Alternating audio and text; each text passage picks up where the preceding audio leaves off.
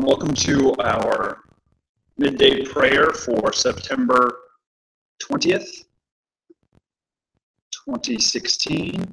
Yeah, that's good. Setup.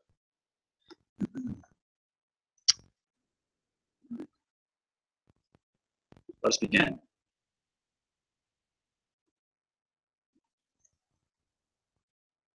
Our help is in the name of the Lord, who made heaven and earth. Like an eagle teaching her young to fly, catching them safely on her spreading wings, the Lord kept Israel from falling. Praise the Lord. The Lord's name be praised. Scripture readings for today are Genesis 40 through 42. Listen for the word of God to speak to you. Just as a reminder, we've already begun the story of Joseph. He's been sold into slavery by his brothers. He's been put into prison by Potiphar because he was wrongly accused by Potiphar's wife. So now he's in prison and has been for a little while, but Yahweh continues to be gracious to him. Hear the words of God. Sometime after this, the cupbearer of the king of Egypt and his baker offended their lord, the king of Egypt. Pharaoh was angry with his two officers, the chief cupbearer and the chief baker. He put them in custody in the house of the captain of the guard, in the prison where Joseph was confined. The captain of the guard charged Joseph with them, and he waited on them. And they continued for some time in custody. One night, they both dreamed. The cupbearer and the baker of the king of Egypt, who were confined in prison, each his own dream, and each dream with its own meaning.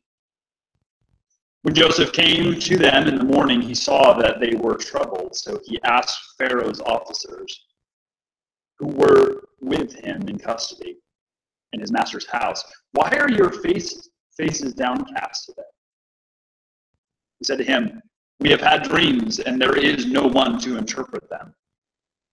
And Joseph said to them, "Do not interpretations belong to God? Please, tell them to me." So the chief cupbearer told his dream to Joseph and said to him, "In my dream there was a vine before me, and on the vine there were 3 branches. As soon as it budded, its blossoms came out, and the clusters ripened into grapes. Pharaoh's cup was in my hand, and I took the grapes and pressed them into Pharaoh's cup and placed the cup in Pharaoh's hand." Joseph said to him, "This is its interpretation. The 3 branches are 3 days. Within 3 days, Pharaoh will lift up your head and restore you to your office.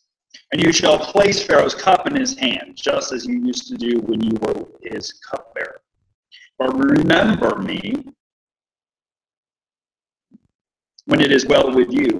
Please do me the kindness to make mention of me to Pharaoh, and so get me out of this place. For in fact I was stolen out of the land of the Hebrews, and here also I have done nothing, that they should have put me into the dungeon." When the chief baker saw that the interpretation was favorable, he said to Joseph, I also had a dream. There were 3 cake baskets on my head, and on the uppermost basket there were all sorts of baked food for Pharaoh, but the birds were eating it out of the basket on my head.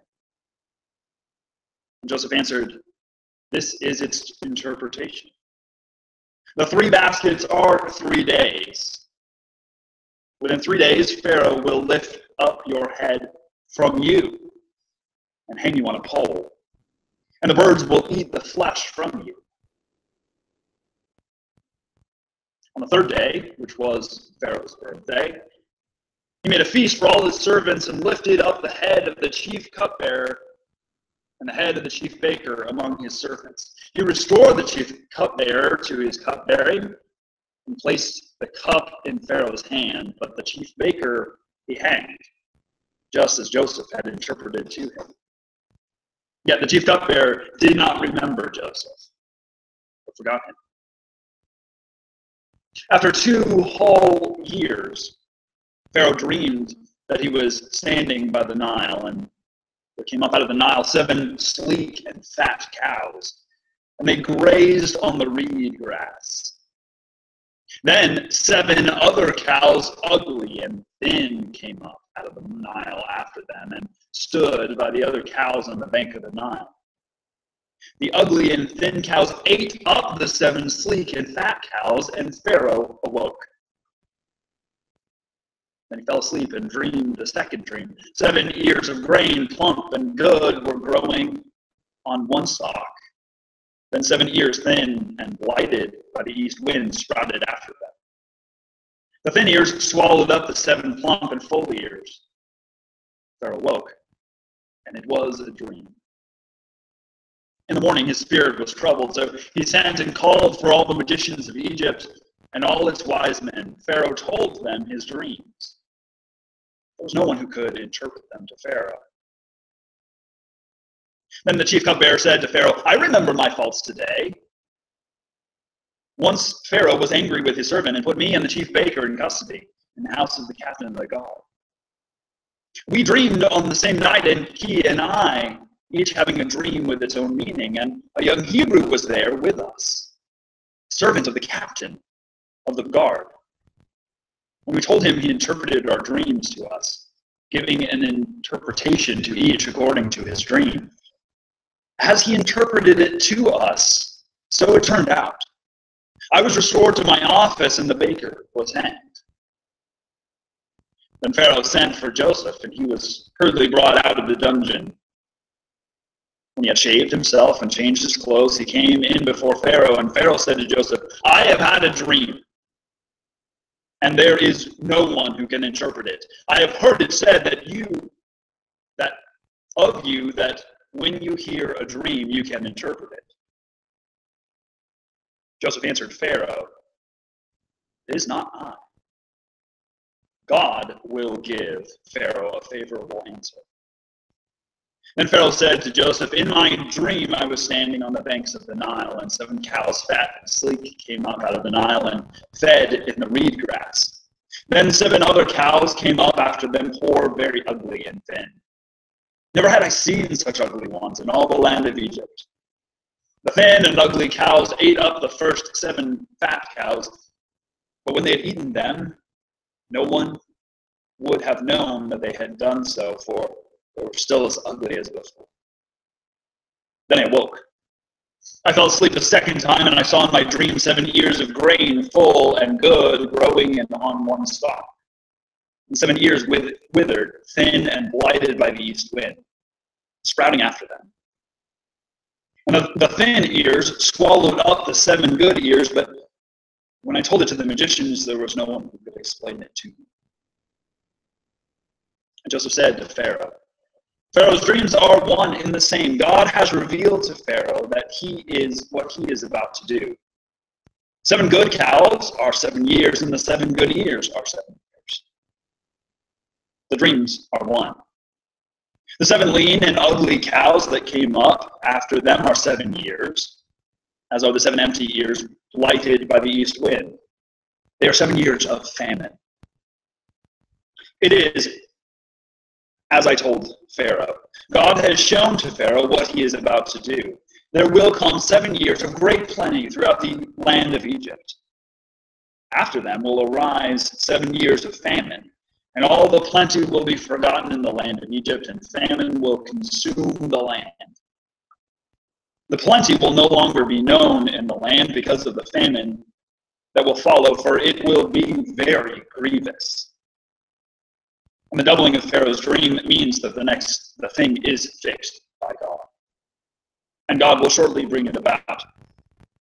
Now therefore let Pharaoh select a man who is discerning and wise, and set him over the land of Egypt. Let Pharaoh proceed to appoint overseers over the land, and take 1/5 of the produce of the land of Egypt during the 7 plenteous years, and let them gather all the food of these good years that are coming, and lay up grain under the authority of Pharaoh for food in the cities, and let them keep it. That food shall be reserved for the land because of the 7 years of famine that will befall the land of Egypt, so that the land may not perish through the famine. The proposal pleased Pharaoh and all his servants. Pharaoh said to his servant, "Can we find anyone else like this, one in whom is the Spirit of God?" So Pharaoh said to Joseph, "Since God has shown you all of this, there is no one so discerning and wise as you.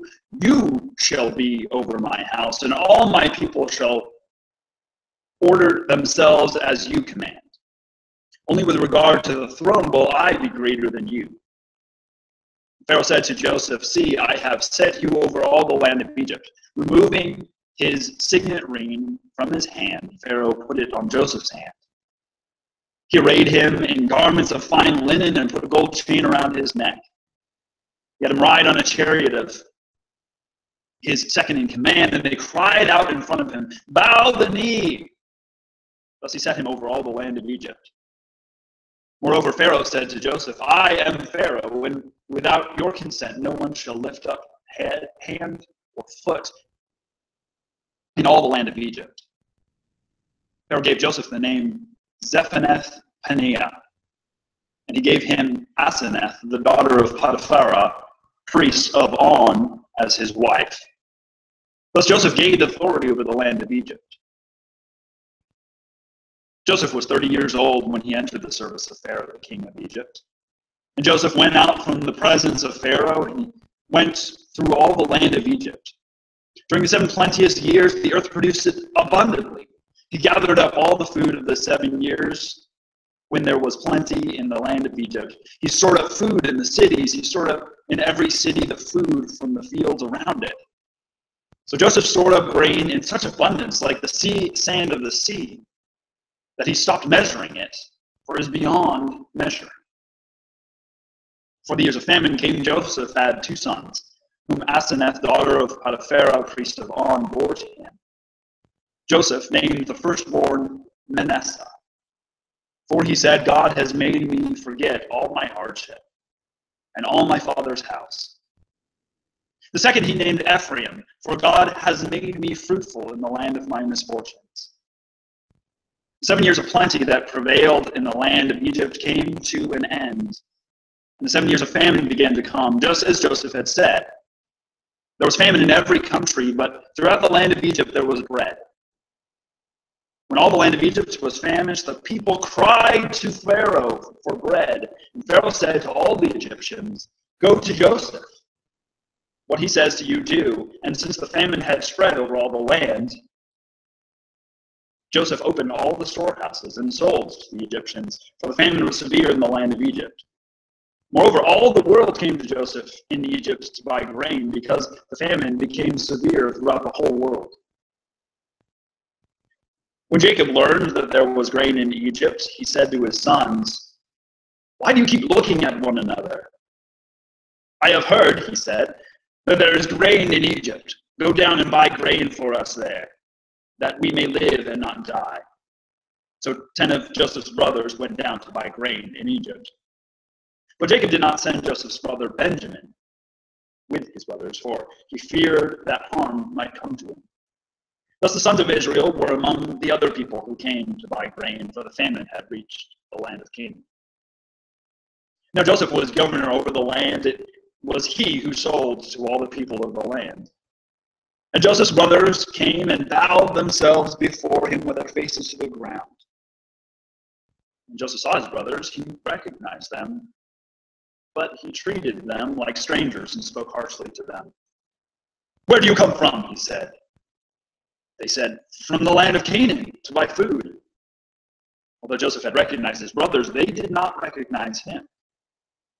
Joseph also remembered the dreams that he had dreamed about them. He said to them, "You are spies. You have come to see the nakedness of the land." They said to him, "No, my lord. Your servants have come to buy food. We are all sons of one man. We are honest men. Your servants have never been spies." But he said to them, "No, you have come to see the nakedness of the land." They said, "We are servants. We, your servants, are 12 brothers, the son of a certain man in the land of Canaan. The youngest, however, is not now with our father, and one is no more." But Joseph said to them, "It is just as I have said to you. You are spies.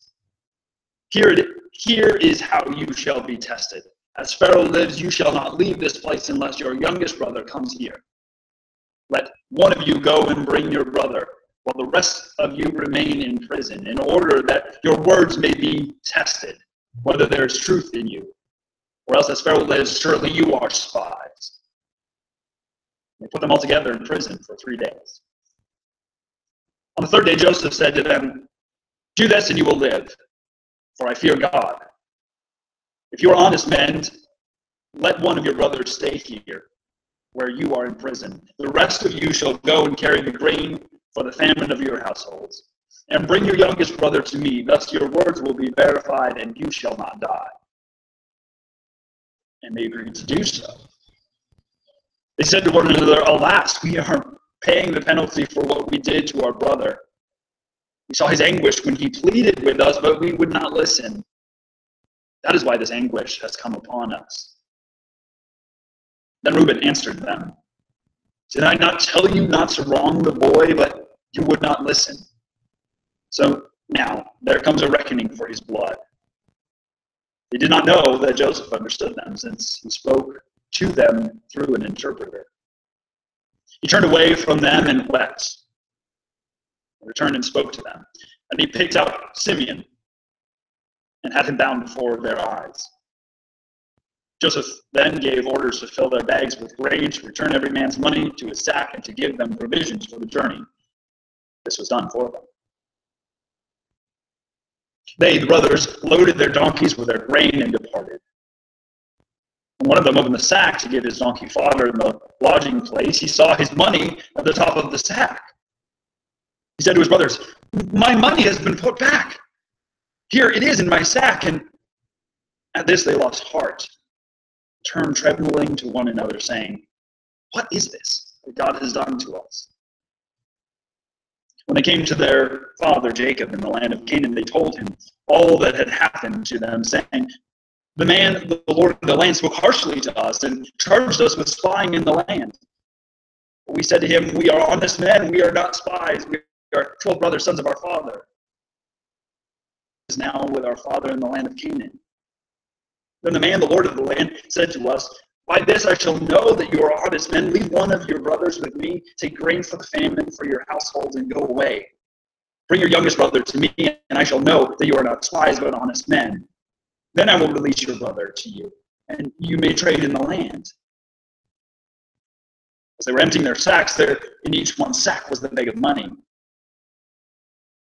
When they and their father saw their bundles of money, they were dismayed. And their father Jacob said to them, "I am the one you have been bereaved of children. Joseph is no more, and Simeon is no more, and now you would take Benjamin. All this has happened to me." Then Reuben said to his father, "You may kill my 2 sons, if I do not bring him back to you. Put him in my hands, and I will bring him back to you." But he said, "My son shall not go with you, for his brother is dead, and he alone is left. If harm should come to him on the journey that you are to make, you would bring down my gray hairs with sorrow to Sheol."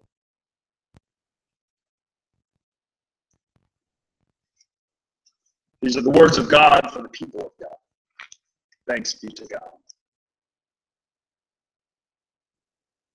Let us join together in prayer.